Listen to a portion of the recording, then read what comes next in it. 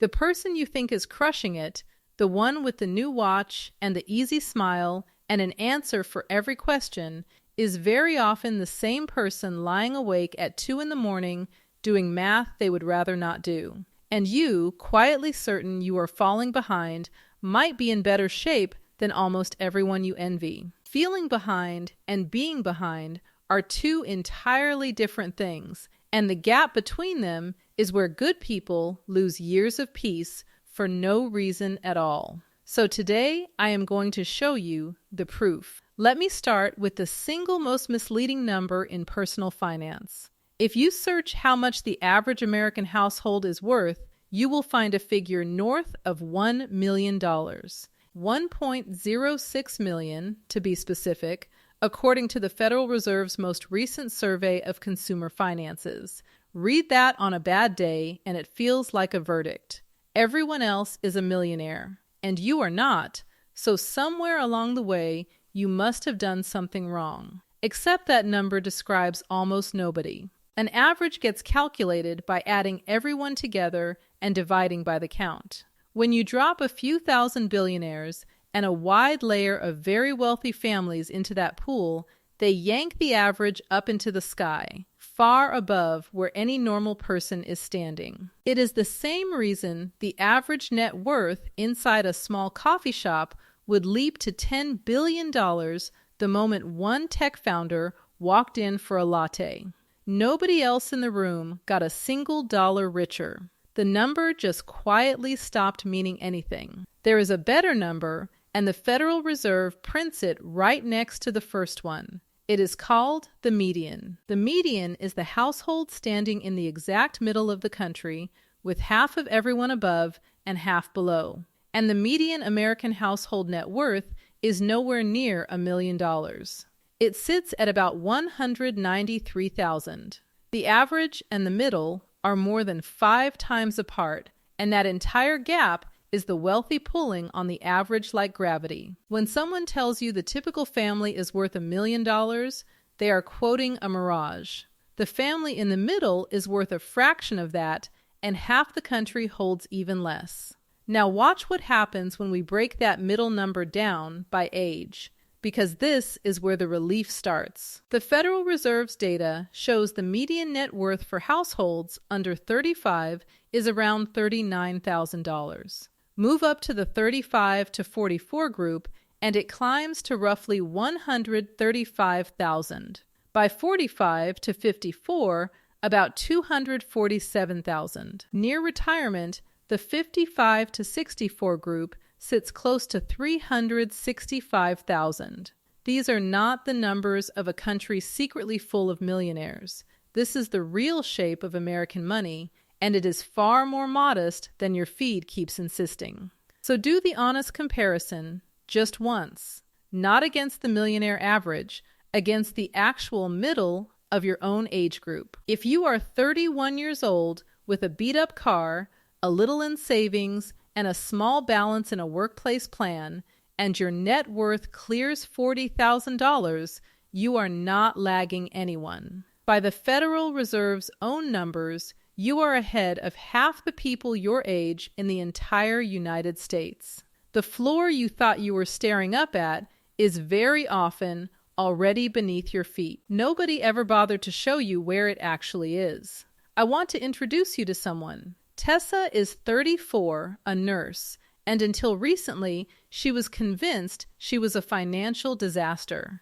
She had about $45,000 to her name, spread across checking, savings, and her retirement account. Every time she opened her phone, she saw former classmates with new kitchens and beach photos, and she felt like she had missed some meeting where everyone else learned the secret. What she never saw was that her $45,000 put her ahead of the median for her age. She was not behind. She was doing better than most people her age, while feeling worse than almost anyone. That distance between her reality and her feeling was pure, expensive noise, and it cost her years of sleep she will never get back. Which brings us to the first broken yardstick, and it is the big one. You are comparing your balance sheet to other people's spending. Those are not remotely the same thing, and confusing them is quietly wrecking your peace of mind. You can see what people spend: the car, the trip, the renovation, the bag, the watch. You cannot see what they owe. And what they owe is frequently the entire reason the car and the trip exist in the first place. Let me put a hard number on it. According to Bankrate's most recent emergency savings report, roughly 3 in 10 Americans now carry more credit card debt than they hold in savings. Sit with that for a second. A large share of the people whose lifestyles make you feel behind are underwater, financing the very image that intimidates you. The confident smile you keep measuring yourself against is often a monthly payment wearing a costume. The watch rarely proves wealth. Just as often it is quietly financed, one more balance nobody at the table is talking about. Think about a man named Darius. Everyone in his circle assumed Darius had money completely figured out. He traded his car in every couple of years, always reached for the check, dressed like he was headed somewhere important.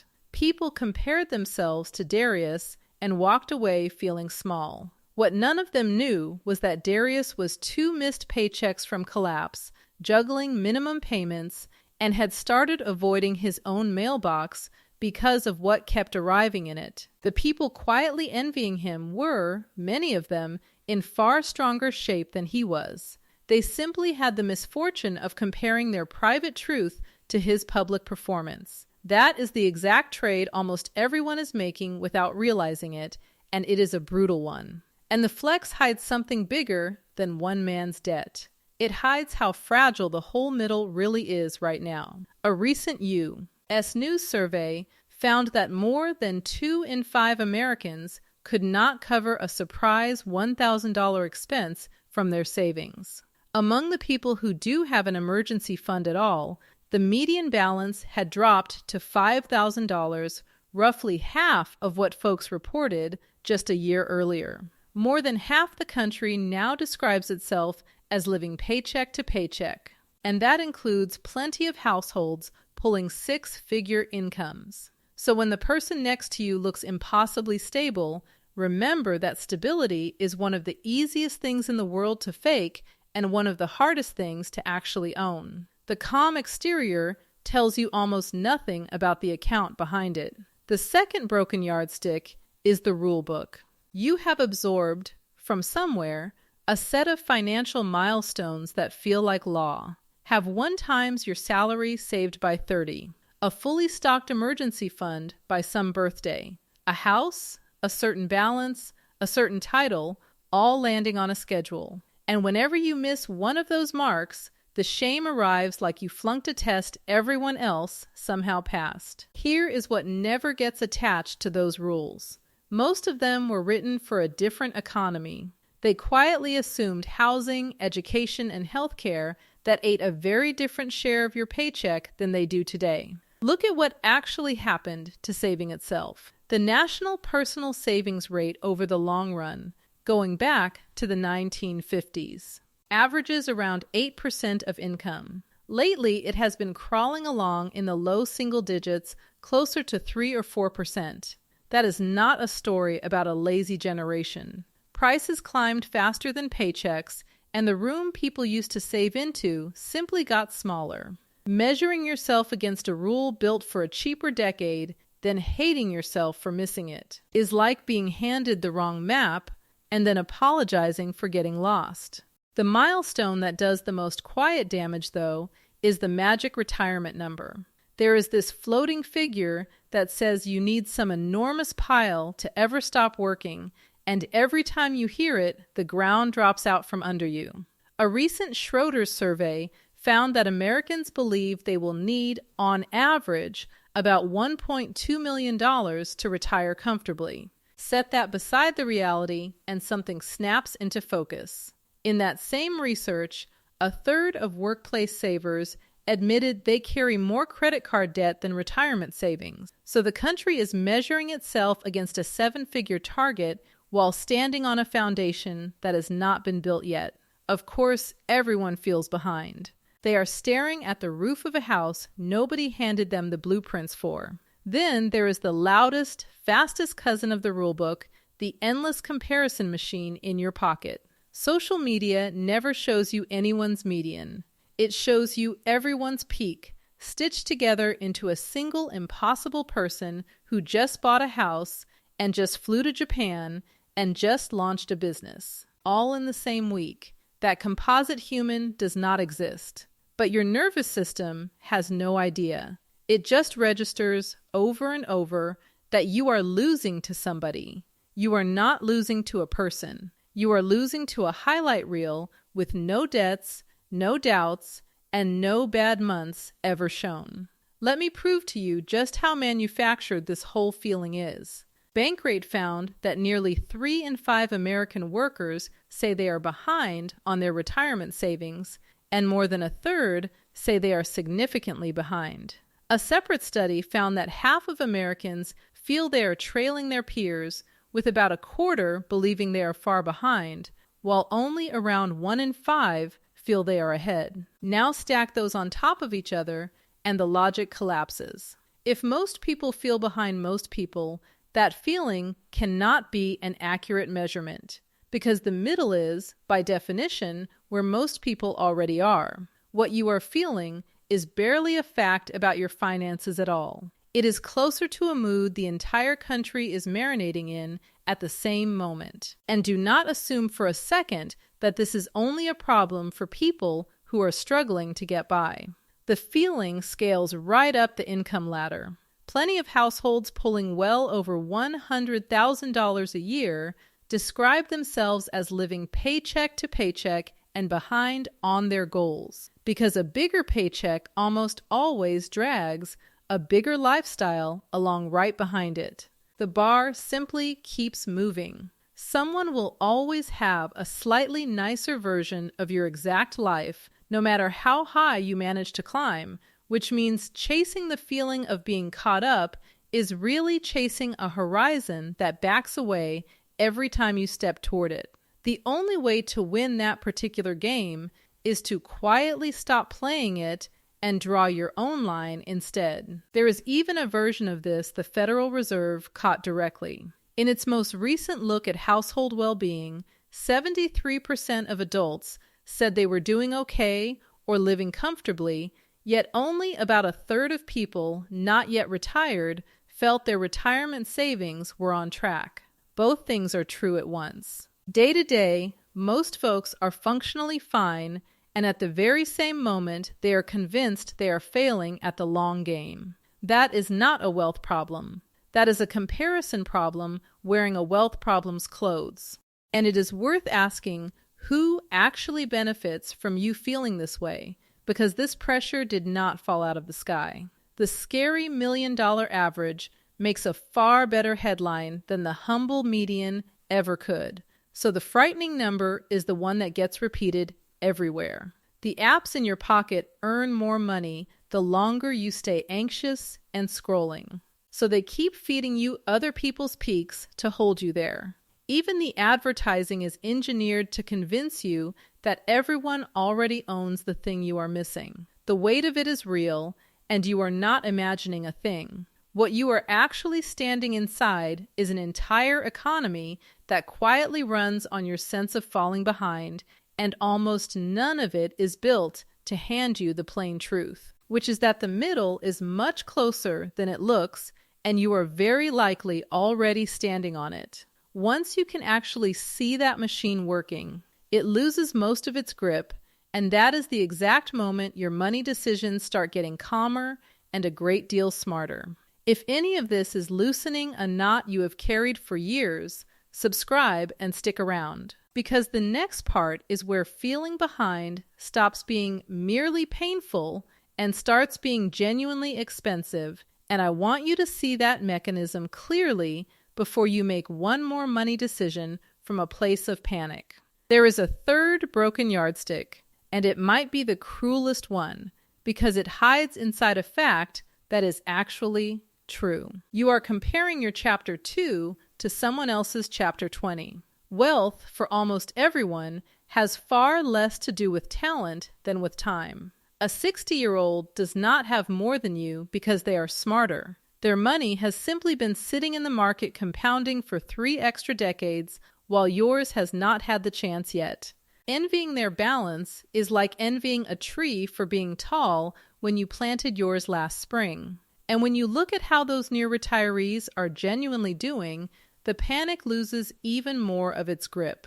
Vanguard runs one of the largest retirement data sets in the country. Their most recent report puts the median workplace retirement balance across all of their savers at around $44,000, while the average sits near $168,000. There is that split again, the wealthy few dragging the average up while the middle sits far lower, even close to the finish. The typical saver aged 55 to 64 holds somewhere in the range of $87,000 in their workplace plan.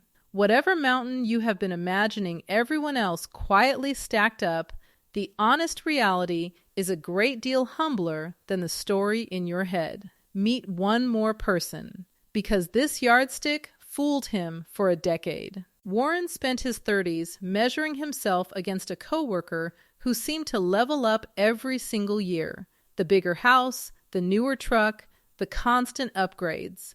Warren felt like a failure by comparison and nearly gave up saving altogether, figuring the race was already lost.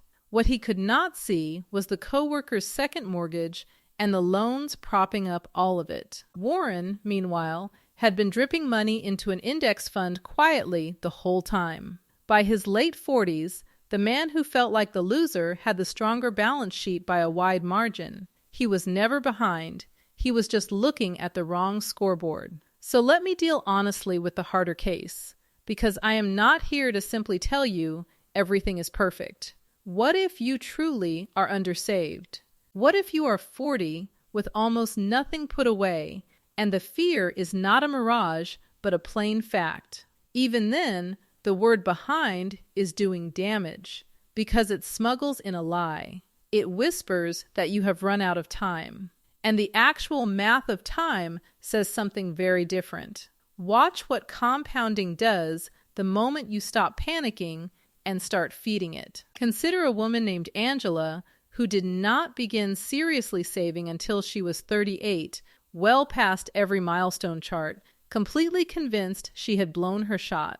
She started setting aside $500 a month, assuming roughly a 7% average annual return, which is a common long-run stock market assumption and not any kind of promise. By the time Angela reaches 65, that account holds close to $478,000. From a start she was ashamed of. From money she almost never saved at all, because she felt too far gone to bother trying. Now run it for the person who feels behind at 35 with $40,000 and a certainty that the window has already closed.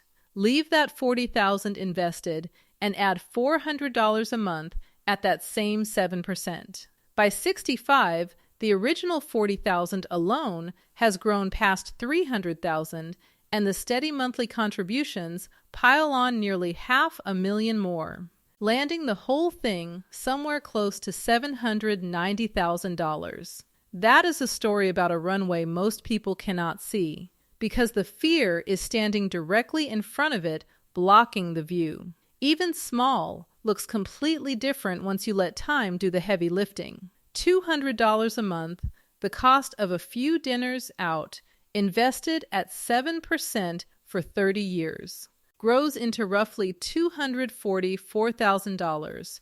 And here is the part that always stops people cold.